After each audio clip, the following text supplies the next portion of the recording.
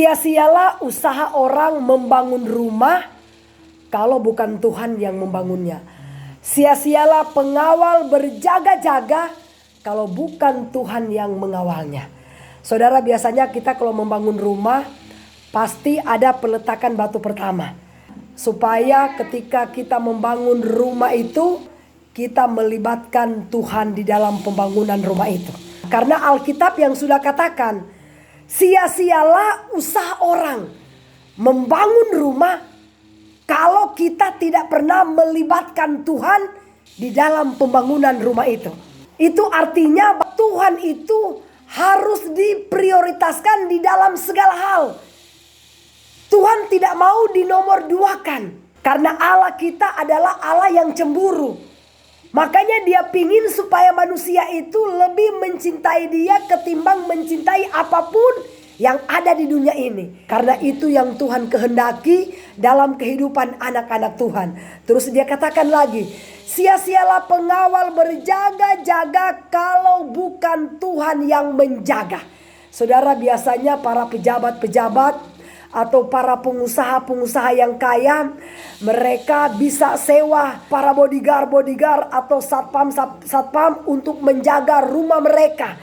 Tetapi belum tentu itu akan ada rasa aman. Karena Alkitab yang sudah katakan, sia-sialah pengawal berjaga-jaga kalau bukan Tuhan yang berjaga-jaga atas rumah kita. Jadi artinya dalam segala hal, apapun yang kita lakukan, apapun yang kita rencanakan, apapun yang kita kerjakan, libatkan Tuhan di dalam segala hal. Karena hanya Tuhanlah yang berkuasa menjaga setiap hidup manusia. Karena penjagaan yang aman cumalah di dalam Tuhan. Amin. Ya, tadi sudah dibaca ayat yang kedua. Sia-sialah kita makan roti yang kita cari bersusah payah.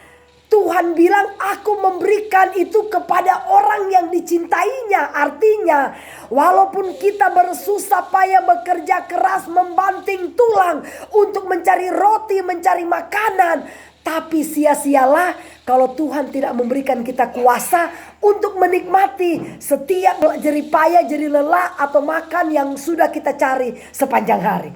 Ya, itu yang arti daripada ayat ini. Jadi apapun yang kita makan, kita katakan begini kepada Tuhan. Tuhan, terima kasih banyak. Biarlah makanan yang saya makan ini boleh menjadi vitamin, boleh menjadi daging, sehingga saya tetap sehat, kuat, segar. Semua karena anugerah dari Yang Maha Kuasa. Waktu kami ke Palangka cari tanah, ada seorang ibu yang sangat kaya. Terus rumahnya seperti istana. DP suami itu mantan pejabat. Terus dia bilang begini sama saya, ibu, minta tolong, ibu kan pendeta, tolong doakan saya, soalnya hampir 10 tahun saya ini gak bisa tidur. Jadi kalau saya mau tidur, saya harus minum obat tidur. Bayangkan saudara, orang kaya banyak duit, bahkan tidur pun gak diberkati oleh Tuhan.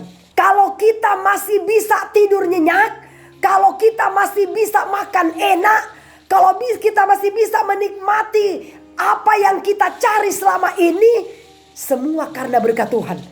Sebenarnya saudara, berkat yang terutama bukan kekayaan, bukan harta yang kita cari. Tetapi kalau kita masih bisa bernafas, kalau kita masih bisa makan apa yang kita cari, kalau kita masih bisa tidur enak, kalau kita masih bisa beol, kalau kita masih bisa kencing dengan enak, itu adalah berkat yang luar biasa. Mama Ius 1 minggu tidak kencing, bagaimana kira-kira perasaannya? Sakit. Mama Jeffrey 1 minggu tidak beol, kira-kira gimana? Bisa bermasalah di usus. Makanya kalau kita masih bisa beol, masih bisa kencing, masih bisa makan enak, katakan semua karena Tuhan. Makanya Tuhan sudah bilang, sia-sialah orang mencari roti, tetapi aku cuma memberikan kepada orang yang dicintai. Siapakah orang-orang yang dicintai? Orang-orang yang dicintai adalah orang-orang yang taat dan setia kepada Tuhan. Yang pasti, andalkan Tuhan di dalam segala hal, karena Tuhan mengasihi orang-orang yang selalu mengandalkan Tuhan. Amin.